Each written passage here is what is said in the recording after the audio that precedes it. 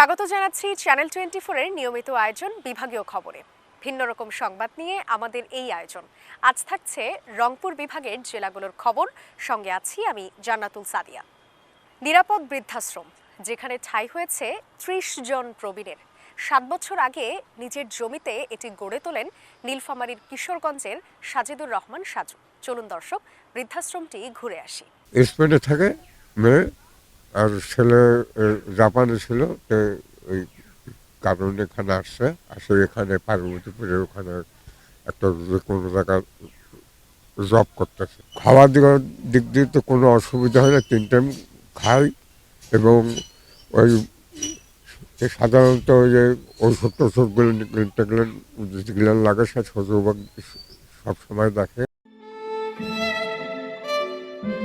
আনোয়ারুল ইসলাম দুলাল অনেক কষ্টে ছেলেকে পাঠিয়েছিলেন জাপান আর মেয়েকে স্পেনে। তবে বাবার খবর রাখে না ছেলে মেয়েকেই। 2 বছর হলো দুলালের ঠাঁই হয়েছে নীলফামারীর কিশোরগঞ্জের নিরাপদ বৃদ্ধাশ্রমে। দুলালের মতো এমন পরিবারের ভালোবাসা বঞ্চিত 30 নবীন নারী পুরুষের নিরাপদ আশ্রয়স্থল এখন এই বৃদ্ধাশ্রমে। যখন 6 মাসীয় বাচ্চা পেটের তখন স্বামী মারা গেছে। ছেলেটা বাপের বাড়িতে শুয়ে হওয়ার পরে ছেলে বড় হয়ে গেল। ছেলে লেখাপড়া করি ওই ফির আবার মোটরসাইকেল নিয়ে অ্যাক্সিডেন্ট হয়, ছেলেটাও মারা গেছে। বাবা ওই ছেলে মারা যায় পাগল হয়ে গেছিলাম। তখন আমার সৎপুরত খালার বেটি বোন আছে, ওকে আর বাসায় ছিলাম। এখন মোটামুটি একটু ভালো আছি, আব্বা দেখাশোনা করে। এই ভাই আছে, ভাই সাজ ভাই কি আর কোন ভাই তাও তো ভাই তাও নন্দিত কণ্ঠশিল্পী নচিকেতার বৃদ্ধাশ্রম গান শুনে অনুপ্রাণিত হয়ে অসহায় মা বাবার পাশে দাঁড়াতে 2018 সালে নীলফামারীর কিশোরগঞ্জে নিরাপদ বৃদ্ধাশ্রম গড়ে তোলেন সাজিদুর রহমান সাজু। শুরুতে সন্তানদের কাছে ঠাঁই না পাওয়া একজন বৃদ্ধ বাবাকে দিয়ে শুরু করলেও আজ তার আশ্রয়ে রয়েছেন 30 জন অবহেলিত ও নির্যাতিত বাবা মা। জীবন সায়াহ্নে এসে পরাজিত এসব মা বাবার এখন একমাত্র ভরসা সাজু। যাদের পরিবারে কেউ নেই, আসলে সেরকম লোক নিয়ে কাজ করা আমার চিন্তাভাবনা শুরু হয়। এবং তখন আমি নচিকেতার গানের আলোকে, ছেলে আমার মস্ত মানুষ, মস্ত অফিসার, মস্ত ফ্ল্যাটে যায় না দেখায় এপার ওপার, ওই গানের আলোকে মূলত আমি এই বৃদ্ধাশ্রম একটা দেওয়ার চিন্তাভাবনা করি। তা আমার বৃদ্ধাশ্রম দেওয়ার আগের পরিকল্পনা ছিল একটাই, যে আসলে প্রতিটা বাবা মাই যেন তার পরিবারের কাছে থাকে, সন্তানের কাছে বাবা মা থাকে, বাবা মার কাছে সন্তানে থাকুক। এটাই হচ্ছে আমার প্রথম চিন্তাভাবনা ছিল। বৃদ্ধাশ্রমে একটা নিয়ন্ত্রণে রেখে তাদের পরিবারের কাছে খবর দেওয়াটাই হচ্ছে আমার প্রধান টার্গেট ছিল। যে আলহামদুলিল্লাহ সেটা কবুল করছে। 56 জন বৃদ্ধ বাবা মাকে তাদের আপন পরিবারের কাছে ফেরত দিতে পারছি। নিরাপদ বৃদ্ধাশ্রম পরিচালনা করতে তার স্কুল শিক্ষিকা স্ত্রীও আর্থিক সহায়তা প্রদান করেন। এছাড়া মাঝে মাঝে তার বন্ধু বান্ধব ও স্থানীয়রা সাহায্যের হাত বাড়িয়ে দেন। এই প্রবীণদের সেবা করতে গিয়ে পৈতৃক জমি বিক্রি করেছেন, হয়েছেন ঋণগ্রস্ত। তবুও হাল ছাড়েননি সাজু। Desk report, channel 24। বিয়ে আপনার, খরচ আমাদের, এই স্লোগানে রংপুরে বিবাহ বন্ধনে আবদ্ধ হলেন 12 যুগল। শর্ত একটাই, নেওয়া যাবে না যৌতুক, চাওয়া যাবে না অতিরিক্ত কাবিন, যার আয়োজন ও সমস্ত খরচ বহন করবে আলহাজ শামসুল হক ফাউন্ডেশন। বাহারি রঙের ফুল আর রঙিন কাপড়ে সাজানো হয়েছে বিয়ের আসর। বেনারসি পরে কনেরা এলেন ঘোড়ার গাড়িতে। অন্যদিকে বিলাসবহুল গাড়ির বহর নিয়ে একে একে আগমন বরেদের। লাল গালিচা মারিয়ে তারা উঠলেন বিয়ের মঞ্চে। এই মঞ্চেই বিবাহ বন্ধনে আবদ্ধ হলেন 12 যুগল। বিয়ে আপনার, খরচ আমাদের, এই স্লোগানে শনিবার রংপুর নগরীর একটি কমিউনিটি সেন্টারে অনুষ্ঠিত হয় এই বিয়ে। আয়োজক আলহাজ শামসুল হক ফাউন্ডেশন। ব্যতিক্রমী এই আয়োজনের যাবতীয় খরচ, বিয়ের রেজিস্ট্রেশন ফি, বরকনের পোশাক, সাজসজ্জা, প্রসাধনী, অতিথিদের আপ্যায়ন সবকিছুই বহন করছে এই সংগঠনটি। শর্ত একটাই, নেওয়া যাবে না কোনো যৌতুক, চাওয়া যাবে না অতিরিক্ত কাবিন। সিরাজগঞ্জ থেকে এই রংপুর অনুষ্ঠানে উপস্থিত হয়েছি এবং অনুষ্ঠানে অংশগ্রহণ করে অবশ্যই আমার অনেক ভালো লাগছে। আসলে 3 দিনের বা 2 দিনের যে হানিমুন প্যাকেজটা আমরা পাচ্ছি, এটা সম্ভবত কক্সবাজারেই হচ্ছে ওরা প্রোগ্রাম করছে, তাদের সম্পূর্ণ খরচ তাদের। তো এই বিষয়টা আসলে আমাদের খুবই উদ্বুদ্ধ করে এবং কি আনন্দদায়ক। আসলে আমাদের সমাজে বিবাহটা অনেকটাই কঠিন, কিন্তু আল্লাহ শামসুল হক ফাউন্ডেশন এই বিবাহটাকে অনেকটাই সহজ করেছেন। এই সহজ করার কারণে আজকে আমরা এই বিবাহতে অংশগ্রহণ করতে পেরেছি। আসলে অনুভূতি প্রকাশ করে বলার সম্ভব না, আসলে খুবই অসাধারণ হয়েছে এবং খুবই ভালো লাগছে। এমন আয়োজনে সঙ্গী হতে পেরে উচ্ছ্বসিত আমন্ত্রিত অতিথিরা। বিয়ের আয়োজনের দায়িত্বে ছিলেন বর ও কনে পক্ষের পরিবারের সদস্য ও আত্মীয় স্বজনরা। সংস্থার পক্ষ থেকে তাদের যাতায়াতের ব্যবস্থাও করা হয়। পরে নবদম্পতিদের গৃহস্থালির যাবতীয় জিনিসপত্র উপহার দেওয়া হয়। যখন আমি শুনেছি যে তারা এই মহৎ উদ্যোগটা নিয়েছে, তার বউগুলো আমার কাছে সাজানোর যখন প্রস্তাবটা আসলো, মানে আমি খুবই হ্যাপি, খুবই খুশি। ইসলামিক কায়দায় যৌতুক যারা নিতেছেন না তাদের বিয়ের আনুষঙ্গিক খরচ ওখানে বহন করা হবে। তো ওখানে আমরা যোগাযোগ করে আসলাম, আসলে অত্যন্ত ভালো লাগলো। আলহাজ শামসুল হক ফাউন্ডেশনে অনলাইন করছিল, তাতে ইনশাল্লাহ টিকে গেছে। আমার মেয়ে ওনার সাথে বিবাহ দিলাম বিনা খরচে, কোনো যৌতুকবিহীন দেন মোহর নগদ বুঝিয়ে পায় বিয়ে দেওয়া হয়েছে। মানে সব মিলিয়ে ভালোই হয়েছে আর কি। আমরা ধরেন যে অভাবী মানুষ, যৌতুক দিতে পারি না, বাড়িতে ভালোভাবে বিয়ে হলে হয়তো যৌতুকের ইয়েটা বাড়াইতো, এখানে এটা সুযোগ সুবিধা পাইলাম। আলহাজ শামসুল হক ফাউন্ডেশনের চেয়ারম্যান প্রকৌশলী নাসির উদ্দিন বলেন, আর্থিক সংকটের কারণে সামর্থ্য না থাকায় যারা বিয়ে করতে ও কন্যাদান করতে পারছেন না, তাদের জন্যই এই উদ্যোগ। আমরা স্লোগান নিয়েছি, যৌতুককে ঘৃণা করি, সহজলভ্য মোহরানা আদায় করি। অর্থাৎ বাংলাদেশের মোহরানাটা ইসলামিক একটা সিস্টেম, বিয়ের জন্য মোহরানা আদায় করা অন্যতম একটা দায়িত্ব কাজ। সেই ইসলামিক সিস্টেমটাকে আমরা নিয়ে গিয়েছি লোক দেখানো একটা কাজের মধ্যে। ভবিষ্যৎ পরিকল্পনা একটাই, বাংলাদেশের প্রত্যন্ত অঞ্চল থেকে যৌতুকের কুপ্রথাটা সমূলে বিনাশ করা। বিয়ের পর নবদম্পতির জন্য থাকছে কক্সবাজারে হানিমুনের সুযোগও। বিয়ের পর বরকনেকে স্বাবলম্বী করতে নেওয়া হয় নানা উদ্যোগ। Desk report, channel 24। নদীর একপাশে দাঁড়িয়ে আছে স্লুইস গেট, অন্য পাশে প্রবাহিত হচ্ছে নদী। মাঝখানে সংযোগ সড়ক না থাকায় কোনো কাজেই আসছে না কোটি টাকা ব্যয়ে নির্মিত ঠাকুরগাঁওয়ের একটি স্লুইস গেট।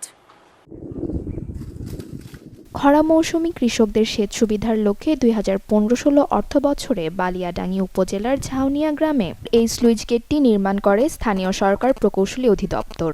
দীর্ঘদিন ব্যবহার না হওয়ায় গেটটি এখন নষ্টের পথে। চুরি হয়ে গেছে অধিকাংশ লোহা সামগ্রী।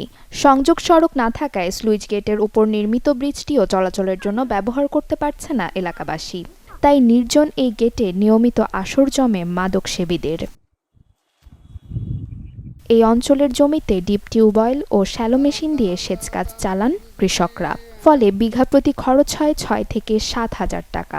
স্লুইস গেটটি কার্যকর করা হলে কৃষিতে সেচ খরচ কমবে বলে আশা কৃষকের। ব্রিজটা কাজ হয় নাই, আবার রাস্তা ভাঙে গেছে, সংযোগ সড়ক নাই। সুইচ গেট তৈরি করে 5-7 বছর হয়ে গেছে, সুইচ গেটে পানি দিয়ে আমাদের শেষ কাজে লাগতেছে না কোনো। এই যে ডিপ অঞ্চলে দিয়ে পানি চড়াইতে হচ্ছে, স্যালো মেশিন দিয়ে পানি দিতে হচ্ছে, সেগুলোতে সুইচ গেট দিয়ে দিচ্ছে, কোনো উন্নতি হয় নাই। সুইচ গেটটা যদি কার্যক্রম আমাদের ভালো হয়, আমরা তাহলে আমাদের অনেক টাকা সাশ্রয় হবে। আর সুইচ গেটটা তো কোনো আমাদের কাজে আসতেছে না। আমাদের সুইচ গেট একদিকে আপনার পানি যাচ্ছে, আর একদিক দিয়ে কোনো পানি আটকানোর কোনো ব্যবস্থাই নাই। ব্রিজে রাস্তা কোনো যোগাযোগ হচ্ছে না, এই জন্য আমরা কি করবো, খুব সমস্যা পড়ে আছি আমরা।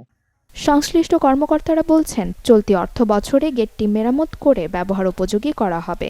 অন্যদিকে নদী খনন, সেচ কার্যক্রম ও নদী ভাঙন রোধ বিষয়ক বিভিন্ন প্রকল্প হাতে নেবার আশ্বাস পানি উন্নয়ন বোর্ডের।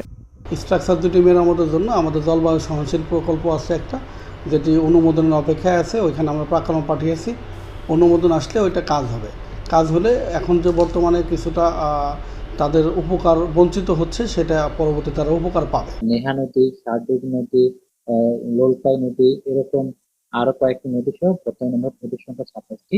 এই নদীগুলো নিয়ে আমাদের ইতিপূর্বে উন্নয়নমূলক কার্যক্রম গ্রহণ করা হয়নি। যেহেতু এই নদীগুলো নতুন করে আমাদের দৃষ্টিগত হয়েছে, এই নদীগুলো নিয়ে আমরা পরবর্তীতে সমঝোতা সমীক্ষা বা ফিজিবিলিটি স্টাডির মাধ্যমে প্রকল্প গ্রহণের পরিকল্পনা গ্রহণ করেছি। 2,30,00,000 টাকা ব্যয়ে গেটটি নির্মাণ করা হয়। কৃষকদের জন্য দ্রুত কার্যকরী হয়ে উঠবে প্রকল্পটি, এমনটাই প্রত্যাশা সবার। Desk report, channel 24। মহানন্দা নদীতে পাথর সংগ্রহ করে যুগ যুগ ধরে জীবিকা নির্বাহ করছেন নদীপাড়ের প্রায় ৩০,০০০ দরিদ্র মানুষ। কিন্তু নদীতে পানি না থাকায় আগের মতো মিলছে না পাথর। আয় কমে যাওয়ায় কষ্টে দিন পার করছেন শ্রমিকেরা। প্রতিদিন ভোর হতেই টিউব হাতে মহানন্দা নদীতে নেমে পড়েন পাথর সন্ধানীরা। তেঁতুলিয়ার একটা বড় অংশের মানুষের জীবন জীবিকার প্রধান মাধ্যম এই নদী।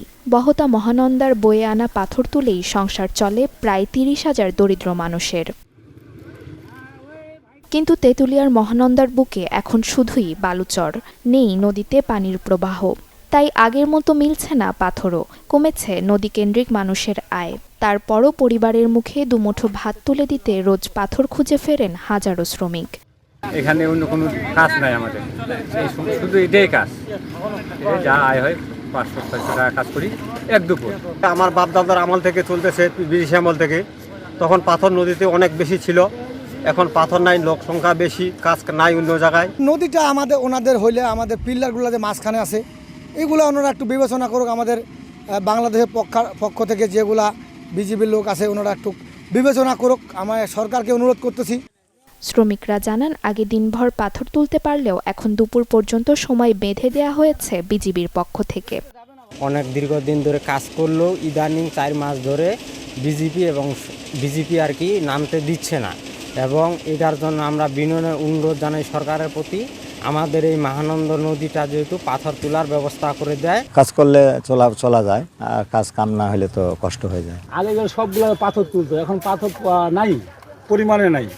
এখন হাতে গোনা ২০ থেকে ৩০টা মাত্র মানুষ পাথর তুলে, সবগুলো বালু তুলতেছি। এখন আমরা বিজিবির বাধাই পড়ছি এবং বিএসএফের বাধাই পড়ছি। ১টা পর্যন্ত টাইম দিয়েছে, তাও এর মাঝে আমাদেরকে তুলতে হয়। আমাদের ছেলে মেয়ে আছে, সংসার আছে, এছাড়া আমাদের রোজগার আর নেই। শ্রমিকদের সংগ্রহকৃত পাথরগুলো ক্রয় করে ধরন অনুসারে পাঠানো হয় দেশের বিভিন্ন প্রান্তে। দৈনিক কোটি টাকার পাথর কেনাবেচা হয় এখানে। এখান থেকে আমরা বালু উত্তোলন করি, পাথর আসে। এই পাথরটা আমাদের টিকসই খুব সুন্দর, মজবুত। এই পাথর ঢাকা যাচ্ছে, রাজশাহী যাচ্ছে, বিভিন্ন দেশের প্রান্তে এই পাথর আমাদের যাচ্ছে। আর পাশাপাশি আমরা লেবারদের কাছ থেকে এটা সেফটি বাই কিনে নিচ্ছি। পঞ্চগড়ের পাথরের মান এবং পঞ্চগড়ে যে বালিটা উৎপাদন হয় সেটারও মান খুব ভালো, আগের থেকে অনেক বেশি। যেমন কিছুদিন আগে ছিল ভোডানের এলসিটা 3/4, ওটা ছিল ১১৩ থেকে ১৪ টাকা। বর্তমান সেই পাথরেই 100 লোড সহকারে ১২২ টাকা। তেঁতুলিয়ার অর্থনীতির ভিত গড়ে উঠেছে পাথর শিল্পকে ঘিরে, তাই পাথর শ্রমিকদের পাশে থাকার আশ্বাস প্রশাসনের। এই মহানন্দা নদীটি ভৌগোলিক প্রেক্ষাপটে এবং জীবিকা নির্বাহের প্রেক্ষাপটে আমাদের তেঁতুলিয়া উপজেলা এবং আমাদের দেশের জন্য খুবই গুরুত্বপূর্ণ। আমাদের প্রান্তিক পাথর শ্রমিকগণ এছাড়াও আত্মকর্মসংস্থানের অভাবের কারণে মহানন্দা নদী থেকে কোনো কারণে পাথর উত্তোলন বন্ধ হয়ে গেলে হুমকির সম্মুখীন হবে। আমরা এই বিষয়টি বিবেচনায় নিয়ে তাদের কর্মসংস্থানের সংকট দূরীকরণের জন্য ঊর্ধ্বতন কর্তৃপক্ষকে জানিয়েছি। আমরা নিজেরাও চেষ্টা করছি অন্য কোনোভাবে তাদেরকে প্রণোদনার ব্যবস্থা করে দেওয়া যায় কিনা। বাংলাবান্ধা সীমান্ত দিয়ে ভারত থেকে প্রবেশ করেছে মহানন্দা নদী। নদীটির উৎপত্তিস্থল হিমালয় পর্বতমালা। Desk report, channel 24। ছাগলের দামে মিলছে ঘোড়া। শুনতে অবাক লাগলেও ৭ থেকে ১০,০০০ টাকায় বিক্রি হচ্ছে এসব ঘোড়া। দিনাজপুরের ঐতিহ্যবাহী চেরাডাঙ্গি মেলায় পাওয়া যাচ্ছে ঘোড়াগুলো। দিনাজপুরের ঐতিহ্যবাহী চেরাডাঙ্গি মেলা প্রতি বছর মাঘের ২৩ তারিখে বসে। মেলা চলে মাসব্যাপী। এ মেলার মূল আকর্ষণ ঘোড়ার মেলা, যা সচরাচর অন্য মেলাগুলোতে দেখা যায় না।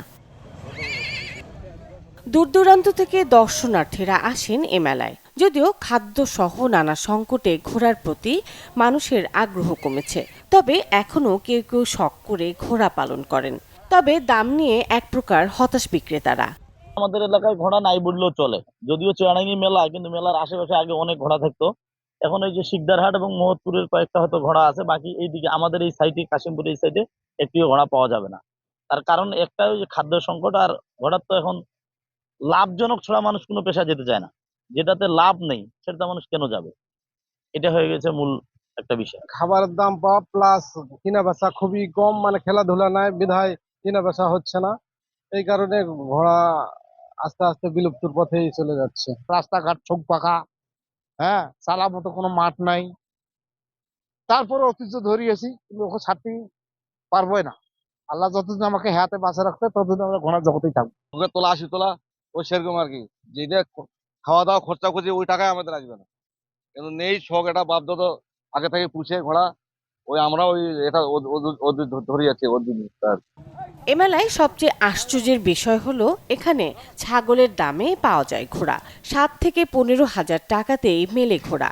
এই মেলায় কেউ কেউ ঘোড়া কিনতে এসেছেন শখ করে। তাদের মতে ঘোড়ার বিলুপ্তি ঠেকাতে পদক্ষেপ গ্রহণ করা প্রয়োজন। ঘোড়ার গাড়ি কমে গেছে, এই জন্য ঘোড়ার দাম কম। গরু যে ঘোড়া কিন্তু কাজ করা যাবে জমিতে, হ্যাঁ, এটা করলে একটা বড় একটা সম্প্রদায় টিকে যাবে যারা ঘোড়া পালছে। নাহলে কিন্তু ঘোড়া যে যারা পালন করতেছে এরা কিন্তু হতাশ হয়ে যাচ্ছে, ঘোড়া পালতে চাচ্ছে না, এবং এমন হবে একসময় যে দেশ থেকে হয়তো ঘোড়া আস্তে আস্তে হারিয়েই যাবে। তবে ভিন্নমত পোষণ করে ক্রেতারা বলছেন ভালো ঘোড়া পেতে হলে গুনতে হবে 1 লাখ টাকার বেশি। আমি আইছি কান্দাপুর থেকে, এটা ঘোড়া কেনার জন্য দেখতেছি আর কি, দামে দরে হলে নিব। আগে ঘোড়া আসলে মারা গেছে, আর আবার সফল দেখতেছি একটা ঘোড়া নিবে। মোটামুটি গেলবারের থেকে এবার দাম একটু বেশি আছে, গতবারের থেকে এবার দাম